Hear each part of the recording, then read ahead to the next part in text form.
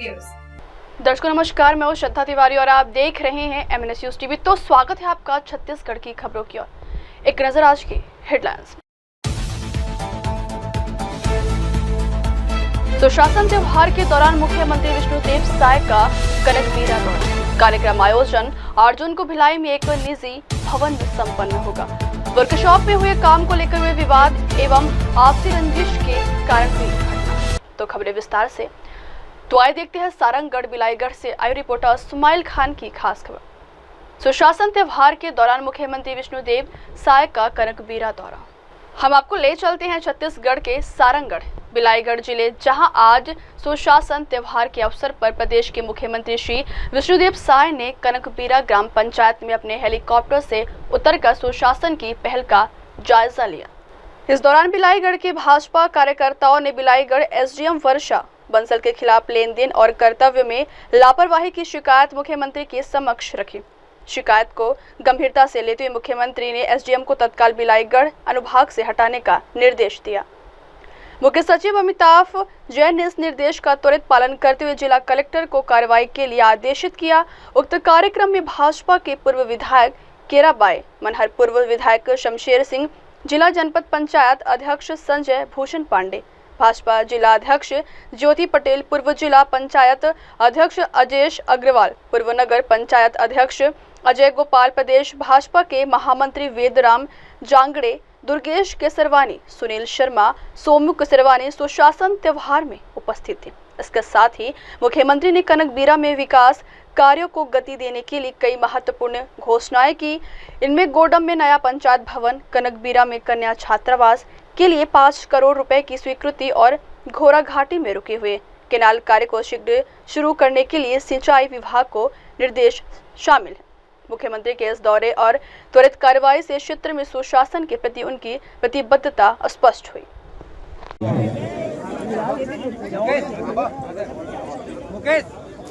तो आइए देखते हैं भिलाई से आयु रिपोर्टर रोहिता सिंह भोपाल की खास खबर।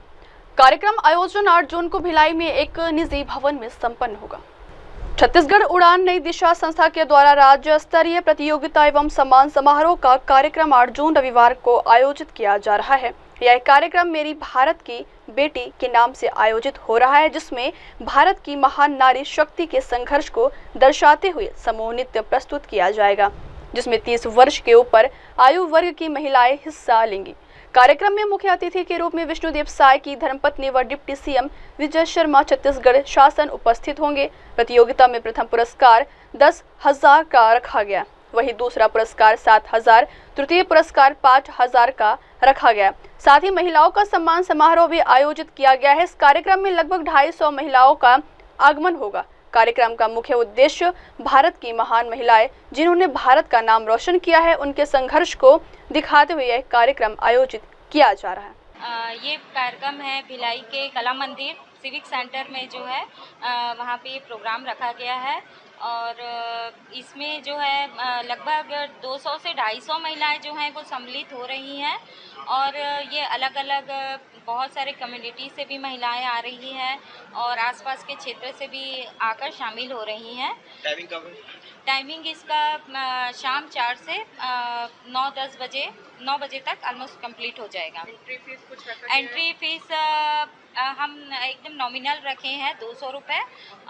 वो इसलिए क्योंकि हम उनको जो रात का खाना है वो हम उनको अपनी तरफ से दे रहे हैं और इसमें कैश प्राइज़ रहेगा 10,000 फर्स्ट प्राइज़ है, सेकंड प्राइज़ 7,000 है, थर्ड प्राइज़ जो होगा वो 5,000 होगा और इसके अलावा 2 कंसोलेशन प्राइज़ भी रहेंगे जो कि कैश रहेगा। और जज भी रहेंगे? हाँ, 2 जज जो रहेंगे वो हम रहे, लेकिन इसको हम डिस्क्लोज नहीं कर सकते। दिखाना उन्होंने शुरू किया था, अगर उनका नहीं रहेगा तो फिर क्या मतलब है बताओ? नहीं होगा। हाँ, ऐसे घुमाते नहीं है उसको, कभी भी ऐसा पोस्टर तो घुमाते नहीं है। सिंगल फ्रेम देते हैं विस्तार रूप से 2 सेकंड ना, 5-10 2 सेकंड के नहीं बनाते।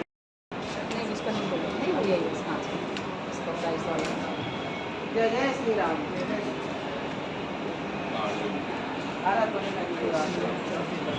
8 जून को हम एक कार्यक्रम कराने जा रहे हैं जो कि नारी शक्ति प्रदान है। और ये जो कार्यक्रम होगा ये हमारे जो भारत देश की लीजेंड नारी शक्ति है उनके ऊपर होगा, क्योंकि अभी के इसमें लोग हमारी जो नारी शक्ति पुरानी जो उनके संघर्ष को भूल चुके हैं।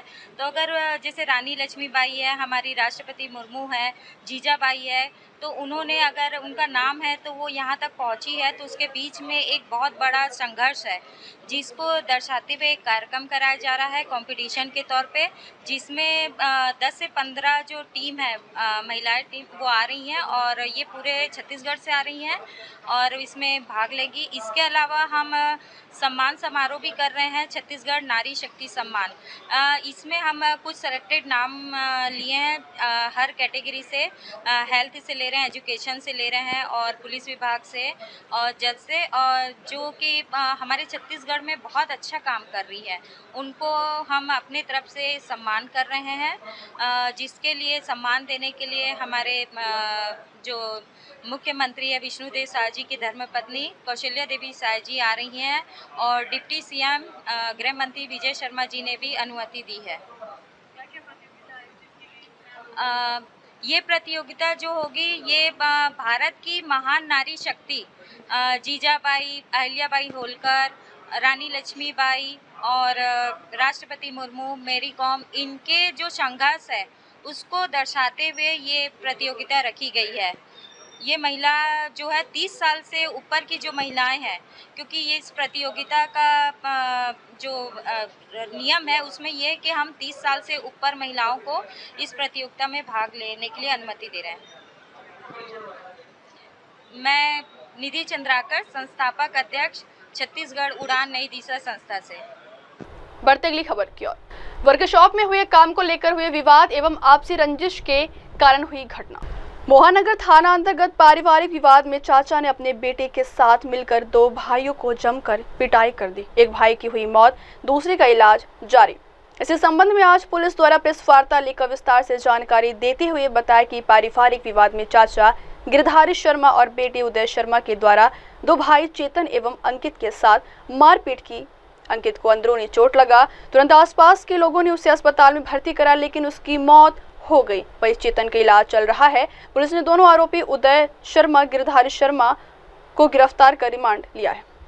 अंतर्गत जो धमधा नाका है वहाँ पर ट्रांसपोर्ट नगर है, वहाँ 2 व्यवसायी आपस में झगड़ गए थे आपसी रंजिश को लेकर के।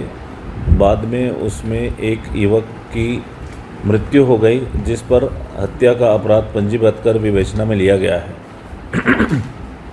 पूरी घटना इसलिए विशेष हो जाती है कि एक चाचा ने अपने सगे भतीजे का इसमें हत्या किया है, इसलिए गंभीर है। उसके अलावा भी पहले थोड़ा सा घटनाक्रम इसमें नाटकीय रहा।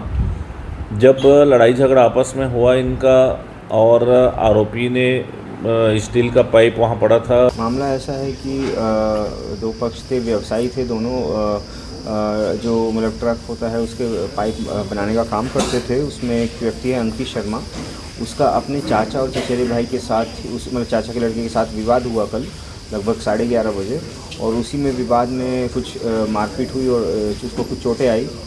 तो जब वो हॉस्पिटल गया तो हॉस्पिटल में उसकी कंडीशन ख़राब हुई और वहाँ पे उसकी डेथ हो गई। तो इसमें जांच के दौरान पता चला पीएम रिपोर्ट में कि ये होमिसाइडल नेचर की डेथ थी। तो उसमें फिर हमने मर्डर की एफआईआर की और उसमें जो 2 आरोपी हैं, जो मृतक है उसके चाचा है और एक उसके चाचा का बेटा गिरधारी शर्मा और उदय शर्मा, ये दोनों आरोपियों को गिरफ्तार करके रिमांड को भेजा जा रहा है। पुलिस को क्या लगा था जब मामला सामने आया, तो पुलिस को लगा था ये मर्डर का मामला या किसी नॉर्मल मारपीट? हम लोगों ने इसमें मतलब पीएम कराया, पीएम के बाद ही हम कुछ कह सकते थे। उससे पहले कहना कुछ भी उचित नहीं था, क्योंकि उसकी हॉस्पिटल में जाके तबीयत बिगड़ी तो एकदम से कहना मुश्किल था कि ये कोई अटैक वगैरह है या फिर ये जो उसको चोट लगी है उसकी वजह से उसकी हालत ख़राब हुई। जब पीएम हो गया, चीज़ें सामने आ गई, तभी हम लोग कुछ कह पाए। तो इससे पहले भी कभी हाथापाई आपस में की हुई थी क्या? ऐसा कुछ अभी तथ्य नहीं आए, जांच करेंगे, जांच में कुछ सामने आएगा तो पता चल जाएगा। बढ़ते अगली खबर क्या, तो आइए देखते हैं स्टेट हेड अनुनायक की खास खबर। नगर निगम भिलाई अंतर्गत वार्ड 14 शांति नगर से वापस लौटी जेसीबी के साथ निगम की टीम। भिलाई नगर निगम अंतर्गत वार्ड 14 शांति नगर प्रजापति भवन के पास नवनिर्माण वैशाली नगर थाना बन रहा है, जिसमें निगम को बाउंड्री वॉल बनाने एजेंसी द्वारा दिया गया है, पर निगम का कहना है बाउंड्री वॉलों के साथ सड़क निर्माण भी किया जाएगा, परंतु जनता का कहना है किसके लिए, जिस पर आरोप प्रत्यारोप में घंटों भाजपा के कार्यकर्ता जयप्रकाश यादव और जनता से निगम अमलों से बहस के बाद निगम टीम को वापस जाना पड़ा। साथ ही भाजपा नेता जयप्रकाश यादव का कहना है पूर्ववर्ती सरकार से चल रही प्रथा बंद होगी और कांग्रेस मानसिकता के नेता द्वारा घर को बुलडोजर से तोड़ने का प्रयास किया जा रहा था, परंतु विष्णुदेव साय की सरकार में यह मुमकिन है, जिसमें अपराधियों के घर बुलडोजर चलता है, गरीब जनता के घर नहीं। छोड़कर वहाँ पे भी तो नजूल है। आप बाउंड्री वॉल पहले वहाँ बना लिए, पहले सबको नोटिस देते, पूरा खाली कराते, फिर बाउंड्री वॉल बनाते। वैशाली नगर थाना बना है, वैशाली नगर थाना बना है, सारे आदेश में रिटर्न में क्या आया है, कितना एरिया का है, वो पेपर आप दिखाइए ना, कितने में बनना है, आपका पेपर क्या बोल रहा है। आप तो इनका घर भी ले सकते हो, सरकार है, तो उसका मतलब ये थोड़ी कि सबका घर तोड़ दो। ये वहाँ तो आयुक्त महोदय के साथ एक बार इनको सब लोग को एक बार बैठा दो ना भाई, अगर वो जब नहीं पेपर क्या बोल रहा है हमको बताइए, हम पेपर को चैलेंज करेंगे कोर्ट में कि भाई इतना बड़ा थाना यहाँ बनने से क्या फायदा होगा, क्या पुलिस वाले यहाँ फुटबॉल खेलेंगे, क्रिकेट का प्रतिस्पर्धा होगा, क्या होगा यहाँ पुलिस वाले, तो जानना है हम लोग को। यहाँ तक बता रहे थे, इसीलिए हमने अपने यहाँ से जाली हटा दी। पहले है थाना क्यों बनता है, पब्लिक की सुविधा के लिए बनता है थाना, कि पब्लिक को हटाने के लिए थाना बनता है। दायरा देखो ना, उधर का दायरा प्लानिंग का समझ नहीं, उधर का दायरा आपके घर के सामने थाना है, बनने के बाद इन लोग क्रिमिनल यहाँ आएंगे, बाउंड्री नहीं तो 20 फुट का रोड दे तो रहे हैं मैडम, वो आगे भी रिक्त स्थान आगे तो प्रपोजल दिए हैं, अभी ना हमको 3 महीने का समय दो, पब्लिक को हम लोग सॉर्ट आउट कर लेंगे चीजें, और आपका हम लोग सहयोग करने के लिए खड़े हैं, प्रशासन का सहयोग, इसलिए तो हम आए हैं।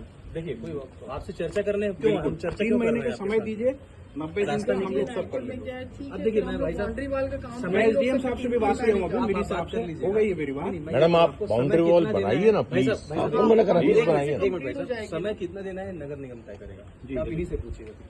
ये हम तो वही आग्रह कर रहे हैं, 90 दिन का समय दो हमको। प्रभावित क्षेत्र हम लोग ये रिक्त स्थान कंप्लीट बन जाएगा, जाना आना करेंगे। पहले में जो बात हुई थी स्टार्टिंग में तो वही था कि हम लोग ये बाउंड्री वॉल बन गया, फिर आप जाएंगे कहाँ, जाना आना करेंगे कहाँ से, शायद सामने से तो नहीं है ऐसा कुछ, मुझे पता चला था। नहीं तो आप एक बात बताइए मैडम, ये क्या हाईवे बन रहा है क्या? आप ना निगम वालों को ये रोड है, करना है हम लोग, ये 20 फुट का, ये 20 हमको तो सिर्फ मेन बाउंड्री वॉल से मतलब है, बाउंड्री वॉल हम लोग बना देते हैं, फिर कैसे हाँ तो बाउंड्री वॉल बना दीजिए और उसके बाद फिर 20 फुट का रोड होता है वो बनाएंगे, और क्या, यहाँ तक मत तोड़िए। अतिरिक्त कब्जा है तो अतिरिक्त कब्जा हटाने के मैडम अतिरिक्त कब्जा और लोगों का भी है, मैं बोलना नहीं चाह रहा हूँ। ठीक है ना, तो लिख के दीजिए, वहाँ का भी लिख के दे दीजिए। बोलो ना भैया, बोलो यहाँ जो विधायक जी है उनके घर का भी अतिरिक्त कब्जा है, उसको भी तोड़ा जाए। ठीक है ना, तो लिख के दीजिए ना। क्या किसके इशारे पे कार्रवाई हो रही है वो भी हम सब समझ रहे हैं, वो इशारे की बात सब जनता सब समझती है, ऐसी बात नहीं है। अतिरिक्त कब्जा ये जो आप बता रही हैं मैडम, यहाँ से बाउंड्री बन जाएगी, इनकी टूटेगी तो उनकी भी टूटेगी, ये याद रखना, जनता से बड़ा कोई नहीं हो सकता। हमारे यहाँ पर पूरी जाली लगी हुई है, उसको बताया हम लोग लिखित में क्या है, किसी भी कब्जे का जो है अतिरिक्त जो भी है जिसका भी है ना, वो आप लोग लिखित में करिए, आगे हम लोग कार्रवाई करेंगे। थाना प्रेमाइसिस में जब ये आ रहा है हमारा, तो उस तरफ भी तो आ रहा है मैडम, वहाँ पे बाउंड्री वॉल क्यों बनाया गया, वो भी तो अतिरिक्त है। वो देखिए वो क्या नाम है अपना डोम शेड बना के वो बनाया गया और प्रजापति भवन वाले को दे दिया गया। ये आप अतिरिक्त की बात करें, ये सार्वजनिक था शौचालय, उसको अंदर में ले लिया गया, वो नहीं दिख रहा मैडम आप लोगों को, मतलब उसके लिए भी हम सब, तो ये हमारा कौन लिख के दिया फिर, ये हमारा कौन लिख के दिया, आप लिखित में बोल रहे हैं मैडम, तो हमारा कौन लिख के दिया, ये 5 घर का कौन लिख के दिया मैडम, ये बताइए आप गलत बात कर रहे हैं। 7 घर का कौन लिख के दिया मैडम, मैडम दुर्भावनापूर्वक कार्रवाई नहीं होने देंगे हम लोग। मैडम ये 7 घर का कौन लिख के दिया आपका डॉक्यूमेंट है क्या इसका प्रॉपर वे में, ये तो बात आई है। वही चीज तो मैडम आपसे पूछ रहा आप हूँ। भाई दस्तावेज के फिलहाल आधार पे टाइम बात दीजिए करो ना, हम लोगों को, इतना हम ज्यादा लोग फिर दिन सॉर्ट मैंने आउट तो- कर लेंगे चीजें, मैंने तो नहीं दे सकते हैं हम लोग टाइम आप देंगे उस टाइम मैडम जी गरीब जनता को परेशान किया जा रहा है, जो आज लगभग 25-30 साल से भी अधिक समय से यहाँ पर निवासरत है, जिन इससे पहले भी कई जनप्रतिनिधि हुए, कभी किसी को कोई आपत्ति या परेशानी नहीं हुई। आप यहाँ देख सकते हैं कि जबरदस्ती दुर्भावनापूर्वक लोगों को तंग किया जा रहा है और जिससे लोग काफी आक्रोशित हैं और लोगों का जनजीवन प्रभावित हो रहा है। पर्यावरण बचाओ के नारे के साथ में देश के यशस्वी प्रधानमंत्री मोदी जी काम करते हैं और आज पर्यावरण को ही नुकसान करने की नीयत से कार्रवाई हो रही है। तो यह कार्रवाई जो है दुर्भाग्यपूर्ण है और ये कार्रवाई नहीं होनी चाहिए। हम आम जनता के साथ खड़े हैं और आम जनता भी यही मांग कर रही है कि ये कार्रवाई, द्वेषपूर्ण कार्रवाई रुकनी चाहिए, क्योंकि यहाँ मंदिर है। थाना आप देख सकते हैं कि थाने के लेफ्ट साइड में जो बाउंड्री वॉल है उसका दूरी और राइट साइड में जो बाउंड्री वॉल है उसका दूरी जमीन आसमान का अंतर है। इसको ना तोड़ने पर भी यह जो काम है वो निर्विरोध हो सकता है, पर किसी के द्वारा किसी को परेशान करने की नियत से काम हो रहा है, जो कि दुर्भाग्यपूर्ण है। हम इसकी निंदा करते हैं और इसका विरोध करते हैं। अब भाजपा के पूर्व पार्षद है, साथ ही आपसे ये पूछना चाहता हूँ कि अभी एक थाना प्रभारी जी आए थे और उनका ये कहना था कि जाके एक नेता का हम नाम बता रहे हैं, उनसे आप मिल लीजिए। इसको आप किस तरह देखते हैं? आप भी एक जनप्रतिनिधि, प्रशासन को अपना काम करना चाहिए, किसी की चाटुकारिता नहीं करनी चाहिए और सुशासन की सरकार में ये बिल्कुल नहीं चलेगा। हम सूबे के मुख्यमंत्री, प्रभारी मंत्री, कलेक्टर साहब, आयुक्त साहब और प्रशासन से यही अनुरोध करते हैं कि जनता के हित की बात हो और जनता के हितों की रक्षा हो।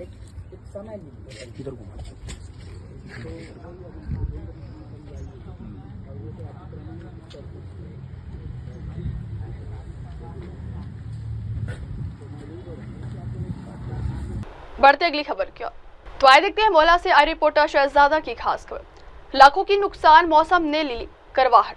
मौलाना मानपुर जिला के सालेह गांव के तेडुफट पांडरवानी समिति को मौसम के चलते काफी लाखों की नुकसान हुआ है। तेदू पत्ता तोड़ाई खत्म होने के बाद फड़ मुंशी द्वारा पत्ता को सुखाने के दौरान अचानक मौसम में बदलाव होने से बारिश के कारण पूरी पत्ता इधर उधर बिखर गया और पानी के बहाव से बह गया, जिससे सरकार व फड़ मुंशी को काफी ज्यादा क्षति हुई है।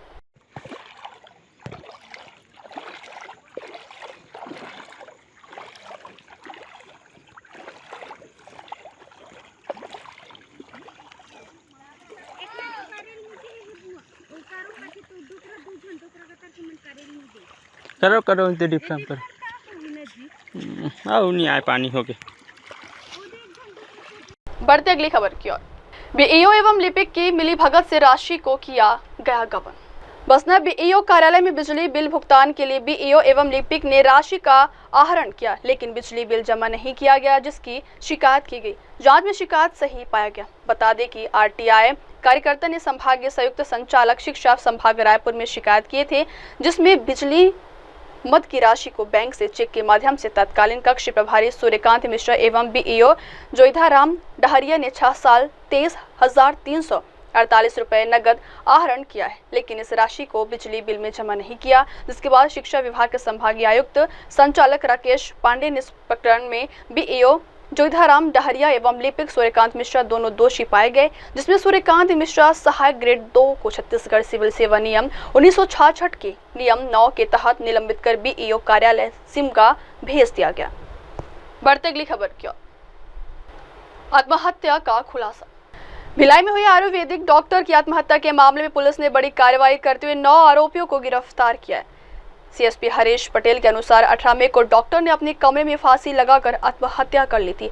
पोस्टमार्टम रिपोर्ट में भी फांसी को ही मौत का कारण बताया गया। मामले की मर्ग जांच में सामने आया कि गांव में हुए सामाजिक बैठक के दौरान कुछ आरोपियों ने डॉक्टर और एक युवती के बंद कमरे का अश्लील वीडियो तैयार कर उसे वायरल कर दिया था। इतना ही नहीं, वीडियो को लेकर स्थानीय अखबारों में सनसनीखेज खबरें छापी गई और डॉक्टर को समाज में बदनाम किया गया। सुसाइड नोट में डॉक्टर ने उल्लेख किया कि आरोपियों ने उनसे 5 लाख रुपए की मांग की और लगातार फोन कर मानसिक रूप से प्रताड़ित किया। इस अत्याचार से तंग आकर उन्होंने आत्महत्या का कदम उठाया। पुलिस ने अब तक 9 आरोपियों को गिरफ्तार किया और घटना में प्रयुक्त 8 मोबाइल फोन जब्त कर लिए हैं। अन्य आरोपियों की तलाश जारी है। तो आइए सुनते हैं हरीश पटेल, CSP छावनी। कांकेर जिला में पुरी गांव में पदस्थ थे, चरामा ब्लॉक में। वो यहां आकर के आत्महत्या किए थे, जिस पर 108-3-5 BNS की धाराओं के तहत अपराध पंजीबद्ध किया गया था। आत्महत्या के लिए उत्प्रेरण की धारा के तहत कार्रवाई की गई थी FIR की, जिसमें जब उसमें सुसाइड नोट मिला था उसके आधार पर और उनके परिजनों के कथन के आधार पर आज 9 आरोपियों की गिरफ्तारी हुई है। इनके अलग अलग रोल हैं। इस पूरे घटनाक्रम में एक युवती के साथ आपत्तिजनक स्थिति में उनका वीडियो शूट फ़ोटो खींचा गया था और उस 4-5 लड़कों के द्वारा उस फ़ोटो खींच करके उसको गांव में वायरल किया गया था और वायरल करने के बाद डॉक्टर से 5 लाख रुपए मांगे गए थे और इसी बीच उसके घर में भी फ़ोन करके बताया गया था कि 5 लाख रुपए ये देंगे या हम लोग पुलिस में जाए करके। इसी आधार पर जब इसमें कार्रवाई आगे की गई तब डॉक्टर ने उनको, इनके घर वालों ने कहा कि हमें आ जाने दो और वो वहाँ नहीं गए।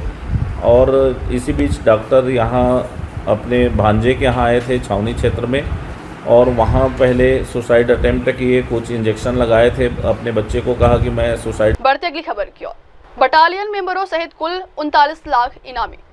जिला सुकमा में SP किरण चौहान एवं वरिष्ठ अधिकारियों के निर्देशन में छत्तीसगढ़ शासन की छत्तीसगढ़ नक्सलवादी आत्मसमर्पण पुनर्वास नीति एवं विनियद नीला नारी योजना से प्रभावित होकर तथा अति संवेदनशील अंदरूनी क्षेत्रों में लगातार कैंप स्थापित होने से पुलिस के बढ़ते प्रभाव व नक्सलियों के अमानवीय आधारहीन विचारधारा एवं उनके शोषण, अत्याचार तथा बाहरी नक्सलियों के द्वारा भेदभाव करने तथा स्थानीय आदिवासियों पर होने वाली हिंसा से तंग आकर नक्सली संगठन में सक्रिय एक महिला सहित 18 नक्सलियों के द्वारा नक्सल संगठन को छोड़कर समाज की मुख्य धारा में जोड़ने के उद्देश्य से पुलिस अधीक्षक कार्यालय निरीक्षक अजित सिंह 212 वहनी CRPF के समक्ष बिना हथियार के आत्मसमर्पण किया गया। उपरोक्त सभी आत्मसमर्पित नक्सलियों को शासन के नए पुनर्वास नीति छत्तीसगढ़ नक्सलवादी आत्मसमर्पण पुनर्वास नीति 2025 के तहत प्रत्येक को 50-50 हजार रुपए के मान से प्रोत्साहन राशि एवं अन्य सुविधाएं प्रदान कराए जाएंगे। जिला सुकमा में पुलिस और CRPF द्वारा जो नक्सल निर्मूलन अभियान चलाया जा रहा है उसके प्रभावित होकर, उसके अलावा नियत नीलांबर योजना से प्रभावित होकर 18 नक्सलियों ने आज आत्मसमर्पण किया है। इस 18 नक्सलियों में 4 जो नक्सली है बटालियन नंबर 1 के नक्सली है। करकटालू जो में ऑपरेशन चलाया गया था उसके बाद जो दबाव बना है उसके बाद 4 बटालियन के नक्सलियों ने आत्मसमर्पण किया है। उसके अलावा दक्षिण बस्तर डिवीजन के जो नक्सली है वो सदस्यों ने भी काफी संख्या में आज आत्मसमर्पण किया है। बसवराजू के मारे जाने के बाद उसके अलावा करकटालू ऑपरेशंस, उसके अलावा जो जिले और राज्य में अलग अलग जहां ऑपरेशन चल रहे हैं उससे प्रभावित होकर आत्मसमर्पण नक्सलियों ने किया है। आत्मसमर्पित नक्सलियों को शासन द्वारा जो योजनाएं चल रही है उसका पूरा लाभ दिया जाएगा, उनका कौशल्य विकास किया जाएगा। शासन द्वारा इन सभी नक्सलियों को नौकरी दिलाई जाएगी। मैं और भी सभी नक्सलियों को इससे अपील करना चाहता हूं कि जल्द से जल्द सरेंडर करें। 4 नक्सली जो है बटालियन के हैं, उनमें जो नाम है मड़कम आयता, ये battalion PLGM number 1 headquarter company number 3 का सदस्य है। इसके अलावा भास्कर उर्फ भोगा में भी बटालियन नंबर 1 का सदस्य है। इसके अलावा मड़कम कमलू देवे है, दक्षिण बस्तर डिवीजन टेलर टीम की सदस्य है। लक्षण उर्फ माडवी सन्नू दक्षिण सब जनरल ब्यूरो सप्लाई टीम की सदस्य है। बाकी अन्य नक्सली है जैसे बुरकापाल, ताड़मिटला, मिनपा, टेकलगुड़म, ऐसी बड़ी बड़ी घटनाओं में इन नक्सलियों का समावेश रहा है। नक्सलियों द्वारा यह बताया गया कि नक्सलियों की जो खोखली विचारधारा है उसका त्याग कर शासन की जो आत्मसमर्पण नीति है उससे प्रभावित होकर आत्मसमर्पण किया है। बढ़ते अगली खबर क्या। हथौड़े से युवक पर जानलेवा हमला। महासमुंद जिले के तुमगांव थाना क्षेत्र में हथौड़े से एक युवक पर जानलेवा हमला कर आरोपी फरार हो गया है। फरार आरोपी की तुमगांव पुलिस तलाश कर रही है। घटना के 48 घंटे बाद भी आरोपी को तुमगांव पुलिस अब तक गिरफ्तार नहीं कर पाई। घटना पास की CCTV में कैद हो गई है। शिव कुमार सोनवानी के परिजनों का कहना है कि आरोपी रुपेश बंजारे को पुलिस थाने से छोड़ दिया गया है। वहीं पुलिस का कहना है कि आरोपी घटना के बाद से फरार है, जिसे जल्द गिरफ्तार कर लिया है। तो वो देखो एकदम गौर से देखा बड़े तुहरे का जी कर हो मेला नाम को देखो एकदम गौर से देखा थे बार देखा था अब गोल वाला माही चला दिया ऐसा कर दे ये ऊपर साथ दे बाइक वाला का हो बार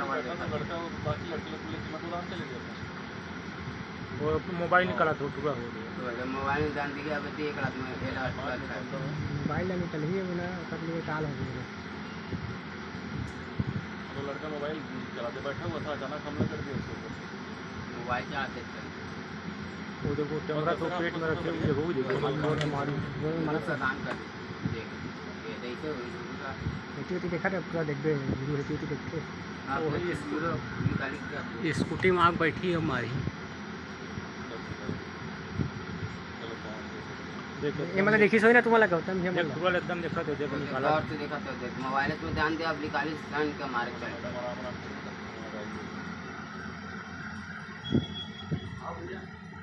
चल बैठी सब देख के मार ही सारा तो सोई ना देखो यही से देखा देखो क्या है हम तो देखा क्या मोबाइल है कर सब निकाली मोबाइल में ध्यान दे वो देखो निकाल ये अब विरुद्ध देखो तीन हाथ उठा ऊपर यार ओमला मार अच्छा ओम छुड़ाने वाला बढ़ते अगली खबर की ओर। पूर्व मुख्यमंत्री भूपेश बघेल का बयान। छत्तीसगढ़ के पूर्व मुख्यमंत्री भूपेश बघेल ने बड़ी बात कहते हुए चुनाव आयोग को भाजपा का बंधुआ मजदूर बताया है। दरअसल कांग्रेस की संविधान बचाओ रैली के दौरान बालोद जिला में उन्होंने मंच से संबोधित ये बात की। भूपेश बघेल ने कहा है कि संविधान ने हमें अधिकार संपन्न बनाया और लोकतंत्र की नींव रखी, लेकिन आज उसे बचाने की जरूरत है। भूपेश बोले न्यायपालिका में ही आज दबाव में है और उसके फैसलों पर भाजपा नेता टिप्पणी करते हैं जिन पर कोई कार्रवाई नहीं होती। यह एक लोकतंत्र के लिए खतरे का संकेत है। बघेल ने आरोप लगाया कि मोदी सरकार के कार्यकाल में संवैधानिक संस्थाओं को कमजोर किया जा रहा है। शिकायतों के बाद भी ईवीएम में गड़बड़ी की जांच नहीं होती।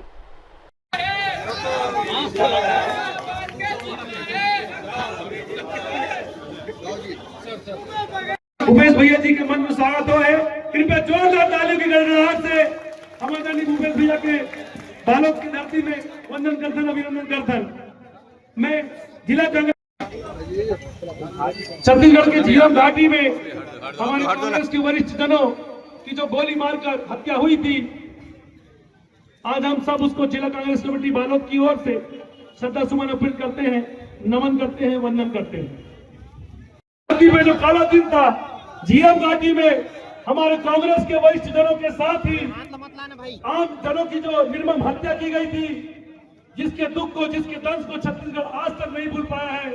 हम ऐसे वीर हमारे झीरम के शहीदों को नमन करते हैं। निर्वाचन आयोग की जिम्मेदारी निष्पक्ष चुनाव कराए के, आज वो निर्वाचन आयोग भारतीय जनता पार्टी के नेता मन के बंधुआ मजदूर बन गए।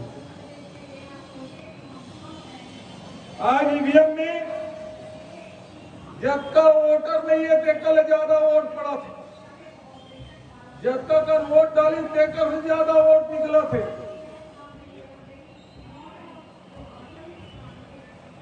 जते वोट पड़े हैं 540 लोकसभा में चुनाव हुए, उनमें 60% से ऊपर लोकसभा में जब का वोट पड़े तब तक गिनती नहीं हो। ये निर्वाचन आयोग के वेबसाइट कहा थे, अरे हाथ में गिनबे हो सकते 8 आगे पीछे हो जाए, मशीन में गिनी दिन आगे पीछे कैसे हुई। लेकिन निर्वाचन आयोग की शिकायत सुने पर तैयार नहीं। तो लोकतंत्र कहाँ रहेंगे? तो आज ये लोकतंत्र पर बहुत जरूरी है जब तक संवैधानिक संस्था। बढ़ते अगली खबर की ओर। तो आइए देखते हैं स्टेट हेड हनु नायक की खास खबर। 7 दिन से बंद झाड़ू गूंज रहा है इंसाफ का नारा निगम में। दुर्ग 14 में 2025 नगर पालिक निगम दुर्ग के सफाई कर्मियों की हड़ताल ने शहर की सफाई व्यवस्था को पूरी तरह ठप कर दिया है। बीते 7 दिनों से प्लेसमेंट और मिशन क्लीन सिटी वर्कर अपनी ज्वलंत मांगों को लेकर निगम कार्यालय के बाहर धरने पर बैठे हैं। अब पूरे दुर्ग शहर में चरमराई हुई सफाई व्यवस्था से जनता परेशान है, लेकिन निगम प्रशासन अब तक मौन है। लेकिन आज इस आंदोलन को वो मजबूती मिली जो अक्सर बड़े बदलाव की शुरुआत होती है। कांग्रेस के वरिष्ठ नेता और पूर्व विधायक अरुण वोरा ने स्वयं धरना स्थल पहुंचकर कर्मचारियों का हौसला बढ़ाया।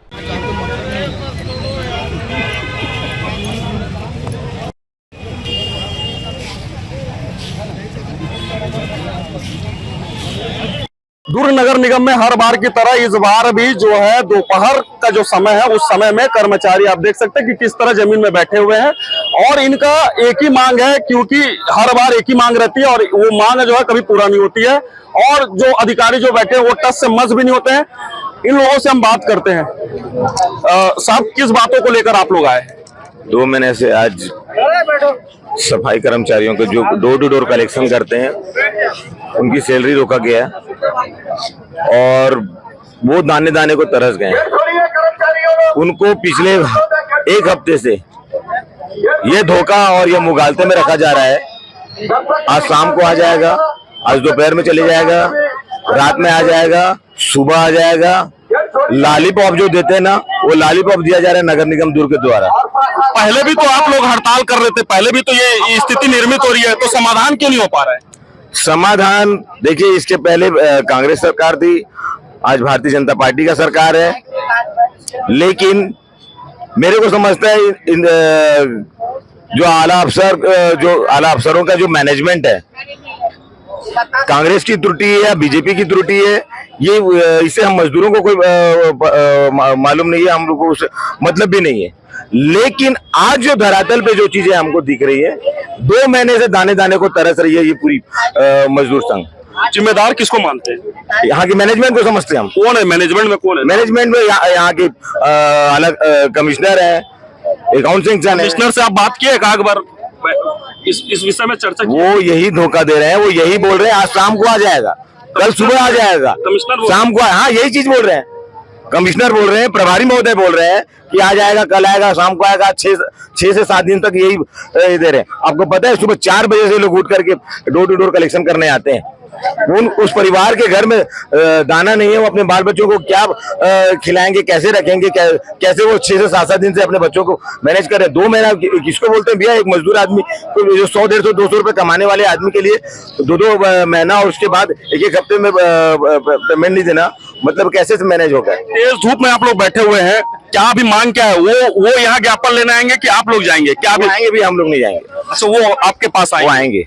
तो इसके पहले हम लोग बहुत उनके पास गए, कंटिन्यू उनके पास गए हैं, अब वो आएंगे हमारे पास।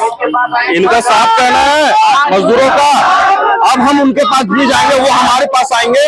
और जो निगम आयुक्त है जो सुमित अग्रवाल, उनके पर बहुत गंभीर आरोप भी लगाए हैं कि हर बार लॉलीपॉप देते हैं।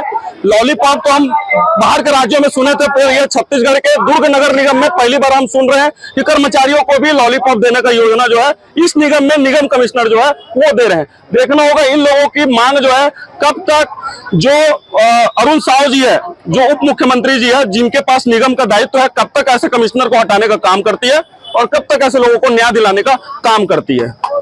अब वक्त हो चला दर्शकों ब्रेक का। ब्रेक के बाद की खबरें देखते रहिए मेरे सहयोगी मीनल के साथ। तब तक के लिए देखते रहिए देश और दुनिया की तमाम बड़ी खबरें। धन्यवाद। हाय हेलो नमस्कार, मैं हूं पंकज विष्णु और आप देख रहे हैं MNS न्यूज। आप देख रहे हैं MNS न्यूज, सच जरूर।